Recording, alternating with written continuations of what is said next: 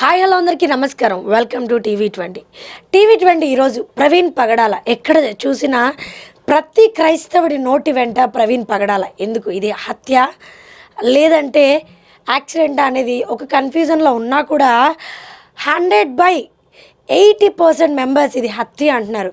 So దీని గురించి మనతో చర్చించడానికి లాయర్ శ్రీనివాసరావు గారు అలియాస్ జోసఫ్ గారు అని కూడా పిలుస్తూ ఉంటారు. సో ఒక క్రైస్తవుడుగా ఒక లాయర్గా సార్ దీని మీద మీ అభిప్రాయం ఏంటి? నా పూర్తి పేరు టేరా జాన్ గెర్షోన్ శ్రీనివాసరావు. నేను క్రైస్తవుని అని చెప్పుకోవడానికి, నాలో ఉన్నది క్రైస్తవ రక్తం అని చెప్పుకోవడానికి ఏ సందేహం లేదు. నేను క్రైస్తవుడిగా పుట్టాను, క్రైస్తవుడిగా బ్రతుకుతున్నాను. నేను ఒక క్రైస్తవ లీడర్ని. అయితే నేను ఒక న్యాయవాదిగా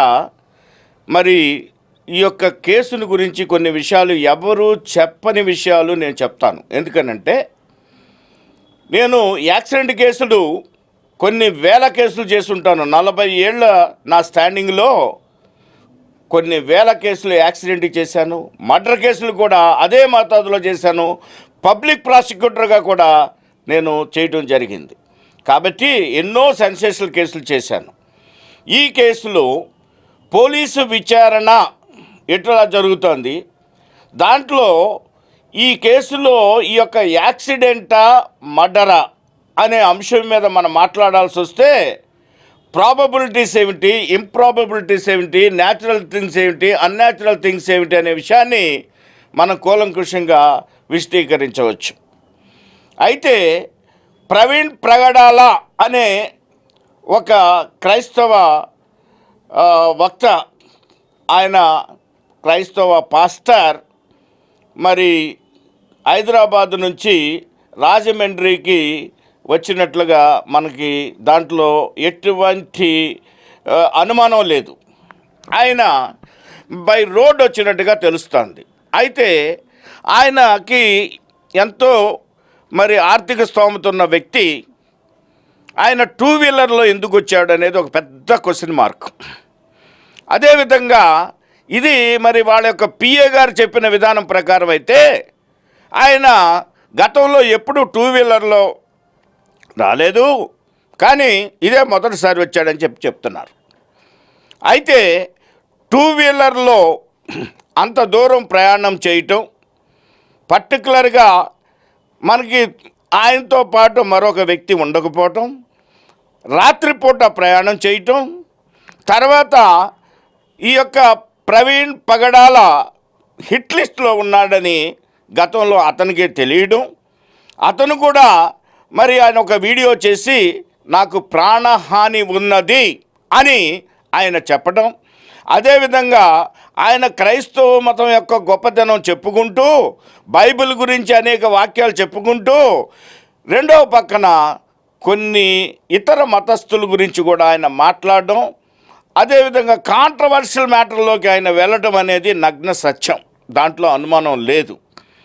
అయితే కొందరు ఆయన బోధలు కానివ్వండి, ఆయన మాటలు కానివ్వండి నచ్చని వాళ్ళు, ఆయన తల తీసుకురామని చెప్పిన వాళ్ళు ఒకళ్ళు, చంపుతామని వార్నింగ్ ఇచ్చిన వాళ్ళు ఒకళ్ళు, అట్లా రకరకాలుగా జరుగుతూ వస్తాను. నేను దాదాపు రాధా మనోహర్ దాస్ మీద దాదాపుగా 20 వీడియోలు నేను చేయటం జరిగింది. అయితే ఎక్కడ వివాదాస్పదంగా లేవు. అవి బైబిల్కి అనుకూలంగా ఉంటూ ఆయన ఎక్కడెక్కడ తప్పు మాట్లాడుతున్నాడో, తప్పు చేస్తున్నాడో, ఆయన యేసు ప్రభువును ముంజ కొడుకు అన్నాడు, ఆయన మరియమ్మను కూడా ముంజ అన్నాడు. అదేవిధంగా ఈ యొక్క బైబిల్ను వచ్చేటప్పటికి ఆయనకి వెళ్ళిపోయినంత బూతు పుస్తకం అన్నాడు. ఎన్నో అసహ్యమైన మాటలు ఆయన క్రైస్తవుల మనోభావాలు దెబ్బతినే విధంగా మాట్లాడినప్పుడు నేను చేసిన దానికి దాదాపు 2500 మంది పైన సబ్స్క్రైబర్స్ రావడం కానీ, యూట్యూబ్లో నన్ను మానిటరైజ్ చేయటం కానీ జరిగినాయి. అయితే నాకెక్కడ వివాదాస్పదమైన ఇది రాలేదు. ఎందుకు రాలేదంటే నేను ఎప్పుడు కూడా హిందూ మతాన్ని కానీ, హిందువులను కానీ, లేకపోతే ఈ యొక్క మహమ్మదీయులను కానీ, మహమ్మదీయుల యొక్క వాళ్ళ యొక్క విధానాలను కానీ ఎప్పుడు నేను విమర్శించలేదు. అయితే ఇవాళ మనం ఒక విషయాన్ని మనం ప్రస్తావిస్తున్నాం.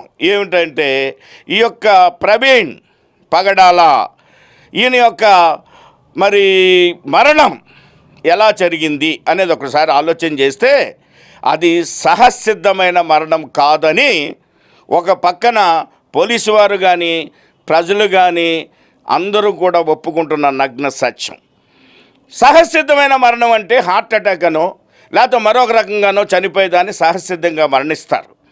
కానీ ఇక్కడ వచ్చేటప్పటికి అతని మీద దెబ్బలు ఉన్నాయి, లేకపోతే ఆయన మీద కొన్ని మరి ఏదో ఒక విధమైన ఇంజురీస్ గాయాలు ఉన్నాయి అనేది ఖచ్చితంగా చెప్పదలసిన విషయం. దానిలో కూడా తేడా లేదు. ఆ గాయాలు ఎట్లా అయినాయి అనేది పెద్ద అంశం. ఆ గాయాల కారణం యాక్సిడెంటా, ఎవరైనా వచ్చి గాయపరిచి చంపారా అనేది ఇప్పుడు ఇవాళ మన క్వశ్చన్ మార్క్. ఇక్కడికి వచ్చేటప్పటికి మరి పోలీసు వారు తొందరపడి యాక్సిడెంట్ అనే మాట ఎవరన్నా చెప్తే అది చాలా తప్పు, శుద్ధ తప్పు. ఎవరు కూడా ఈ పరిస్థితుల్లో యాక్సిడెంట్ అనే మాట చెప్పకూడదు. ఈవెన్ ఎస్పీ గారు, నేను మిమ్మల్ని అడుగుతున్నాను, యాక్సిడెంట్ అంటే ఏమిటో మీకు తెలుసో తెలీదో నాకు తెలియదు, కానీ నేను చాలా యాక్సిడెంట్ కేసులు పబ్లిక్ ప్రాసిక్యూటర్గా కూడా చేసి నేను మీతో మాట్లాడుతున్నాను. ఇవాళ సుప్రీంకోర్టు లాయర్గా నేను మీకు సవాలు విసురుతున్నాను. మీరు తొందరపడి ఏ నిర్ణయానికి రావడానికి మీకు వీలు లేదు. ఎందుకనంటే యాక్సిడెంట్ అనేటప్పుడు నువ్వు ఎప్పుడు చెప్పాలి? ఒక వెహికల్ యొక్క టైర్ కింద ఈ యొక్క వ్యక్తి చనిపోయిన శవాన్ని మనం చూడగలిగితే దాన్ని యాక్సిడెంట్ అంటారు. ఇప్పుడు మీరు హిట్ అండ్ రన్ కేసు అంటున్నారు. అంటే ఒక వ్యక్తిని ఏదో ఒక వెహికల్ కొట్టేసి వెళ్ళిపోయింది, దాని కారణంగా ఇతను చనిపోయి ఉంటాడు అనేది యాక్సిడెంట్ అనేది చెప్పడానికి ఒక ప్రయత్నం అయితే జరుగుతుంది. ఇక్కడ ఇంప్రాబిలిటీస్ ఏమిటో ఒకసారి ఆలోచన చేయాలి. అతను మరి మీ యొక్క సీసీ ఫుటేజ్ ప్రకారం అతి నెమ్మదిగా అతను ప్రయాణం చేస్తున్నట్టుగా కనిపిస్తుంది చివరి దశలో. అటువంటి వ్యక్తిని ర్యాష్ అండ్ నెగ్లిజెంట్ మేనర్లో ఏ వెహికల్ కొట్టింది అనేది ఆలోచన చేస్తే ఒక ఎర్ర కారు దాని వెనకాతల ప్రయాణిస్తున్నట్టుగా చెప్తున్నారు. అయితే ఈయన యొక్క బండికి ముందుగానే అతని యొక్క లైట్ పనిచేయటం లేదు, లైట్ పగలగొట్టబడి ఉన్నది అని చెప్తున్నారు. చాలా క్లియర్గా ఉంది, ఎవిడెన్స్ కనిపిస్తుంది. కాబట్టి లైట్ ఎప్పుడు పగిలింది, ఎవరు పగిలింది, ఎట్టా పగిలింది అనేది క్వశ్చన్ మార్క్. దీన్ని నిరూపించాల్సిన బాధ్యత పోలీసు మీద ఉంటుంది. లైట్లు ఎప్పుడు పగిలినాయి, ఎలా పగిలింది అనేది ఒక అంశం.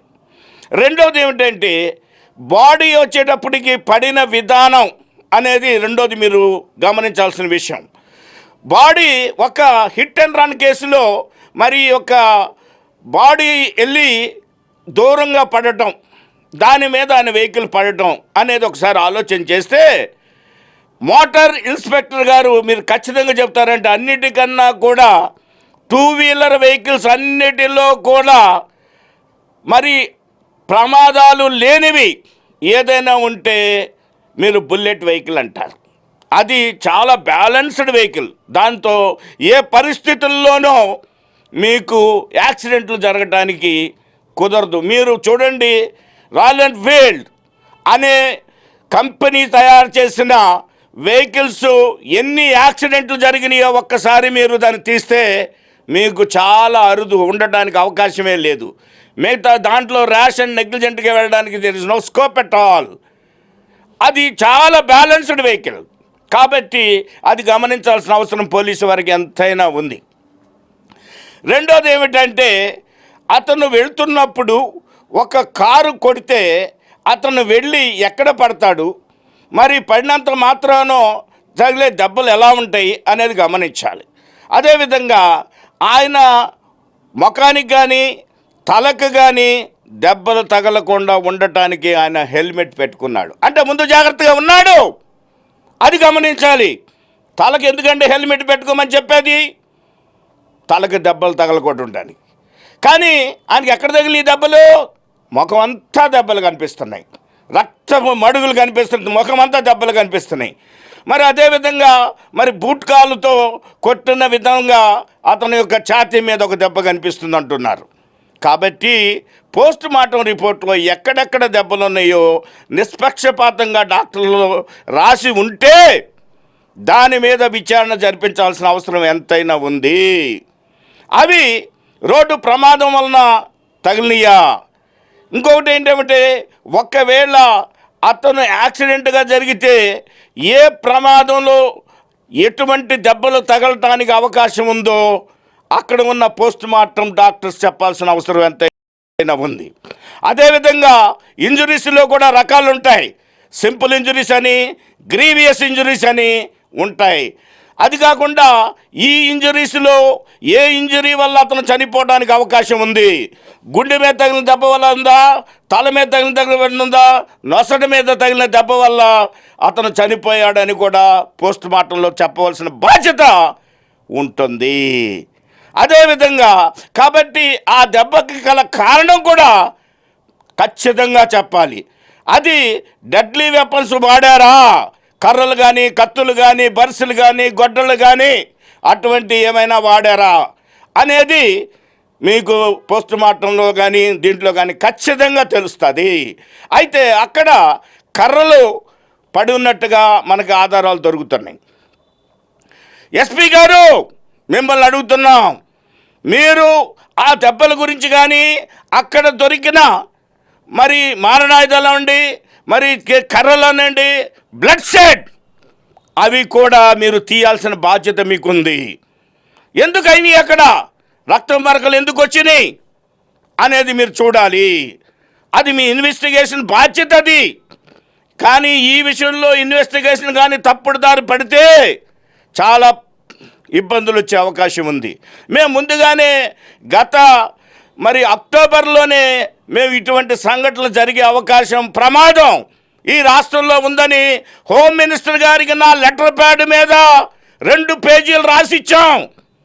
మీరు రాధా మనోహర్ దాస్ మాటల వలన కానీ దీంట్లో ఇక మత ఘర్షణలు జరిగే అవకాశం ఉంది, చాలా ప్రమాద పరిస్థితి రాష్ట్రంలో ఉందని మేము హోమ్ మినిస్టర్ గారికి, మరి చీఫ్ మినిస్టర్ గారికి, ఎస్పీ గారికి, తర్వాత మీకు డీజీపీ గారికి రాసిన లెటర్ కాపీలు కూడా నా దగ్గర ఉన్నాయి. అవి కూడా ఏదో రోజు బయట పెడతాను. మీకు హోమ్ మినిస్టర్ గారి దగ్గర ఉన్న ఓఎస్టీ రామారావు గారు, మీకు తెలుసు, నేను అనేక సార్లు కలిశాను మిమ్మల్ని. ఇటువంటి ప్రమాదం జరుగుద్దని ముందుగానే మిమ్మల్ని హెచ్చరించాను. హోమ్ మినిస్టర్ గారిని జాగ్రత్త పడమని చెప్పాను. నేను ఒక సుప్రీంకోర్టు న్యాయవాదిగా నా ఘోషని వినిపించాను. నేను రాసిచ్చిన కాగితాలన్నీ కూడా పెడ చెవిని పెట్టారు. అందుకే ఇటువంటి ప్రమాదం జరిగింది. ఆ రోజున మీరు తీసుకోవాల్సిన జాగ్రత్తలు తీసుకొని ఉంటే ఇటువంటి ప్రమాదం జరిగి ఉండేది కాదు. నేను తిరుపతి వెళ్ళి తిరుపతి ఎస్పీ గారికి కూడా రిపోర్ట్ ఇవ్వడం జరిగింది. అదేవిధంగా రాధా మనోహర్ దాస్ అనేవాడికి లీగల్ నోటీసులు కూడా ఇవ్వడం జరిగింది. నువ్వు ఇలా మాట్లాడటం తప్పు, నువ్వు క్రైస్తవులను రెచ్చగొడుతున్నావు, అది మంచిది కాదు అని అనేక సార్లు నా వీడియోలు చూడండి, మీకు తెలుస్తుంది. దయచేసి నా వీడియోలు అందరూ కూడా చూడాలని చెప్పేసి నేను మనవి చేస్తున్నాను. మా వీడియోల్లో మీకు లెర్ప్ ఉచిత న్యాయ సలహా కేంద్రం అని కొడితే మీకు ఆటోమేటిక్గా నా వీడియోలన్నీ వస్తాయి. మీరు ఈ యొక్క పరిస్థితి వస్తుందని గతంలో 20-25 వీడియోలు నా ఉంటాయి, మీరు చూడండి. అప్పుడు ప్రభుత్వాలు పట్టించుకోలేదు, అందుకే ఇటువంటి సంఘటన ఈరోజు జరిగింది. కాబట్టి మీరు తొందరపడి ఇది యాక్సిడెంట్గానే మాట వాడటం అనేది ప్రభుత్వం చేస్తున్న తప్పు.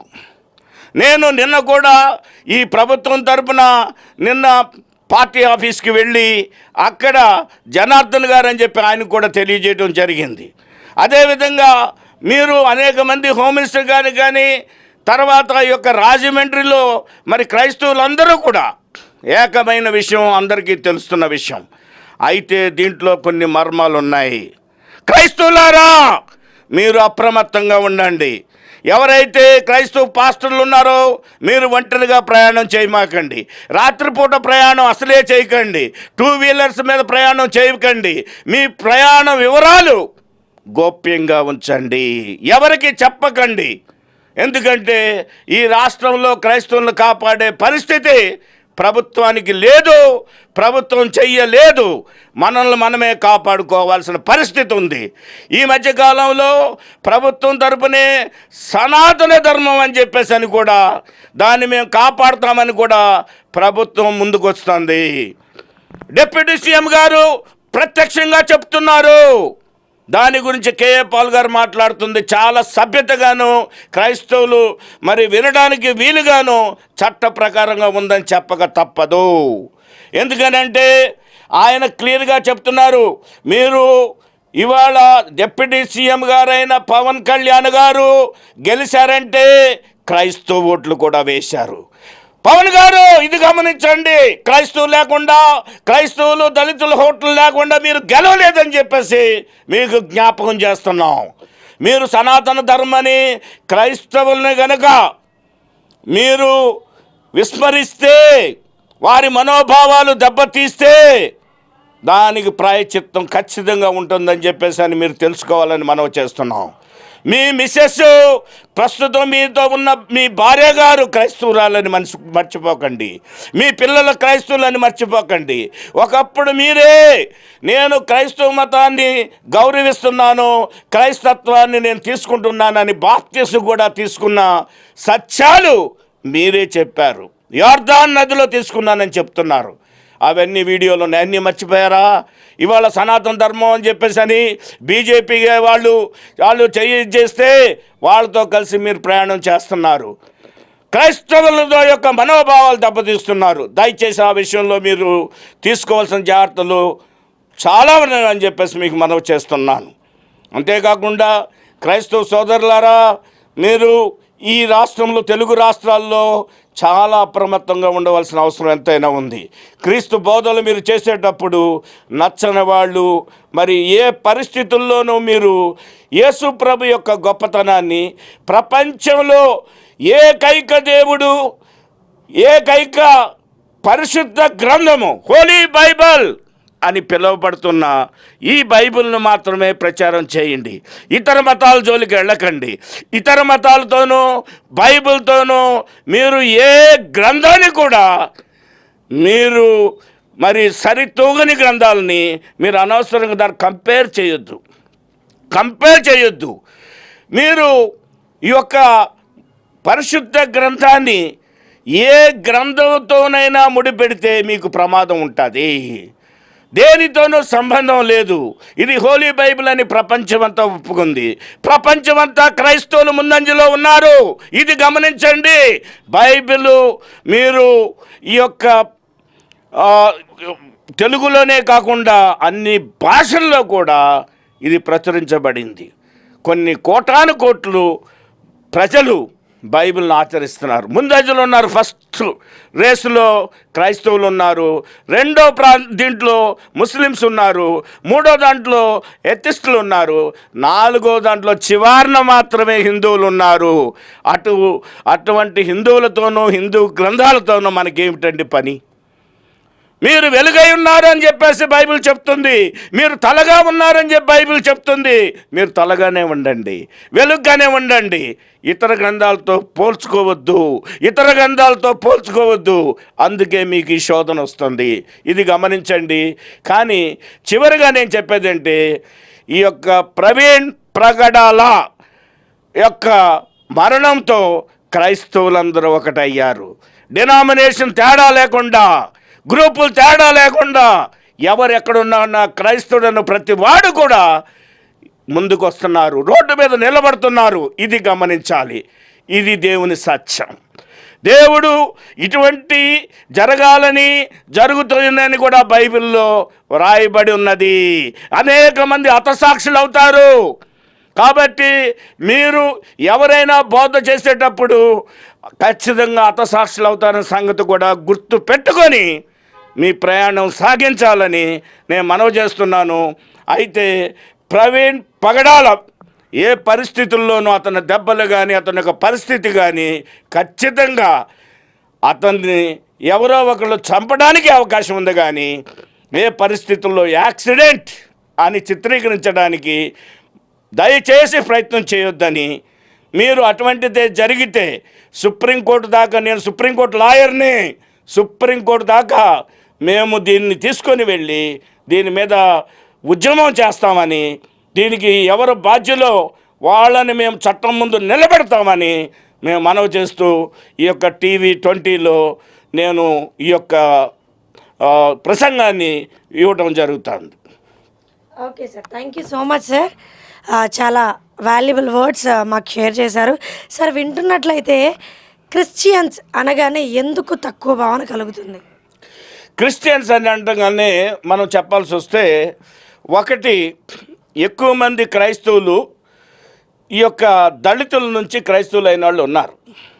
అయితే ఇంతకుముందు అంటరానితనం అని చెప్పేసి అని మాలా వాళ్ళని, మాదిగ వాళ్ళని, బుడబొక్కుల వాళ్ళని, ఎరుకుల వాళ్ళని, యానాది వాళ్ళని, ఇట్లాంటి అనగారిన కులాలు అన్నింటినీ కూడాను హిందుత్వం దూరంగా పెట్టింది, అంటరాని వాళ్ళుగా పెట్టింది.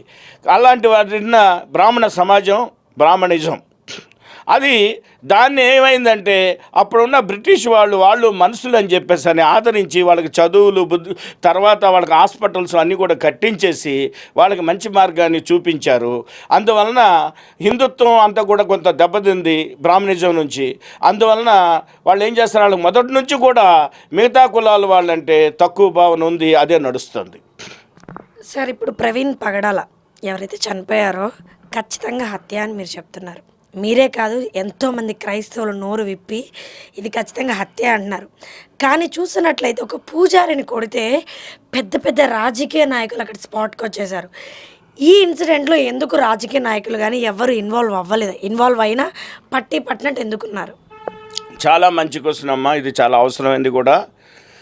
ఏమిటంటే ఇక్కడ మీరు ఒక మనిషి చనిపోతే వాళ్ళ ఇంట్లోకి వెళ్ళి వాళ్ళని కుటుంబ సభ్యులను ఓదార్చి, ప్రభుత్వం ఉంది, ప్రభుత్వం కుటుంబం కెరిగి అండగా ఉంటుందని చెప్పేసి అని ఓదార్చిన సంఘటనలు ఎన్నో ఉన్నాయి. కానీ దీంట్లో అట్లా జరగలేదు. అదేవిధంగా ఒక మనిషి చనిపోతే ప్రభుత్వ లాంఛనాలతో కూడా మేము ఆయన యొక్క అంత్యక్రియలు చేస్తామని కూడా ప్రభుత్వం ముందుకు వచ్చినవి ఉన్నాయి. కానీ ఈ దీంట్లో జరగలేదు. దానికి గల కారణం నాకు తెలిసినంతవరకు ఒక్కటే ఒక కారణం, ఆంధ్ర రాష్ట్రంలో ఉన్న ప్రభుత్వం ఏమిటి? కూటమి ప్రభుత్వం. కూటమిలో మీకు బీజేపీ ఉంది కాబట్టి ఆ బీజేపీ ప్రభుత్వం ఉన్నంతకాలం క్రైస్తవులకి మనుగడ లేదు. కాబట్టి ఆ యొక్క బీజేపీ ఏం చెప్తే అది చంద్రబాబు గారు కానివ్వండి, పవన్ కళ్యాణ్ కానీ వినవలసినదే. కాబట్టి బీజేపీ అది హిందూయిజం మీద ఆధారపడి ఉంది కాబట్టి అది దాని ప్రభావం క్రైస్తవుల మీద ఖచ్చితంగా పడుతుంది. అందుకనే ప్రభుత్వం సరిగ్గా నిర్ణయాలు తీసుకోలేని పరిస్థితి ఈ రాష్ట్రంలో ఉందని చెప్పక తప్పదు. అంటే ఇప్పుడు ప్రైమ్ మినిస్టర్ గారి దగ్గర నుంచి ప్రెజర్ పడుతుందంటారా? ఖచ్చితంగా అమ్మా. దీంట్లో నేను ఒక విషయం చెప్తాను. స్ట్రైన్స్ అని చెప్పేసి ఇదివరకు ఒక క్రైస్తవుని చంపేసినప్పుడు మీరు యావత్ క్రైస్తవ సమాజం అంతా రోడ్డు మీదకి వచ్చింది. అప్పుడు మీకు పోప్ గారు కూడా ఇటలీ నుంచి ఇక్కడికి వచ్చినప్పుడు అప్పుడు వాజ్పేయి గారు ఈ దేశంలో ఆయన ప్రైమ్ మినిస్టర్గా ఉన్నప్పుడు పోప్ గారికి యొక్క కాళ్ళు పట్టుకొని, అయ్యా ఈ దేశంలో అటువంటి జరగకోకుండా నేను చూసుకుంటానని చెప్పాడు. కాబట్టి ఈ సమస్యని అమెరికా ప్రభుత్వం కూడా ఖచ్చితంగా క్రైస్తవులకి అండగా ఉన్న అమెరికా ప్రభుత్వం కూడా జోక్యం చేసుకోవాల్సిన అవసరం ఉంది. ఇవాళ ఇజ్రాయెల్ యొక్క దేశాన్ని కాపాడుతుంది అమెరికానే. అదేవిధంగా ఇండియాలో ఉన్న క్రైస్తవులను కాపాడాలా ఉన్న ట్రంప్ గారు ఈ విషయమై ఆయన జోక్యం చేసుకున్న రోజు మొత్తం సెటిల్ అయిపోద్దని చెప్పి నేను భావిస్తున్నాను. సరే, ఇప్పుడు చూస్తున్నట్లయితే భారతదేశం అంటే ఒక హిందూ వర్గస్తులకు ఒక్కటేనా, క్రిస్టియన్స్ కూడా ఉండొచ్చా? అంటే వినికిడి విన్నట్లయితే మీది ఈ దేశం కాదు, మీరు మీ దేశానికి వెళ్ళండి అని చాలా చోట్ల మనం వింటూ ఉన్నాం. దీన్ని ఎంతవరకు అంగీకరిస్తారు మీరు? మన రాజ్యాంగము సెక్యులర్ గవర్నమెంట్ అమ్మా. మంది సెక్యులర్ అంటే అర్థం ఏమిటి? విభిన్న మతాలు, విభిన్న కులాలు అన్నీ కూడా కలిసి ఎవరిష్టానుసారంగా వాళ్ళు బ్రతకడానికి అనువైన రాజ్యాంగంలో మనం ఉన్నాం. ఇది హిందూ రాజ్యాంగం కాదు. హిందూ రాజ్యాంగం అయితే మీరు చెప్పినట్టుగానే జరుగుతుంది. కాబట్టి ఇది హిందూ దేశం కాదు, ఇట్ ఈజ్ అన్ ఇండియా, భారతదేశం. మనం అందరం భారతీయులం. ఏ కులమైనా ఏ మతమైనా సరే మనము భారతీయులని మాత్రం మర్చిపోవద్దు. హిందువులు మాత్రం కానే కాదు. మానవత్వం అనేది చాలా ముఖ్యం. ఈ ప్రవీణ్ పగడాల గారు కూడా అదే చెప్పారు. ఏమనంటే నువ్వు హిందువా, ముస్లిమా, క్రైస్తవా కాదు, దాన్ని గౌరవించవద్దు. మనిషిని మనిషిగా చూడండి, మానవత్వంతో మెలగండి అని చెప్పి ఆయన చెప్పిన దీన్ని ప్రతి ఒక్కళ్ళు గుర్తుపెట్టుకోవాలి.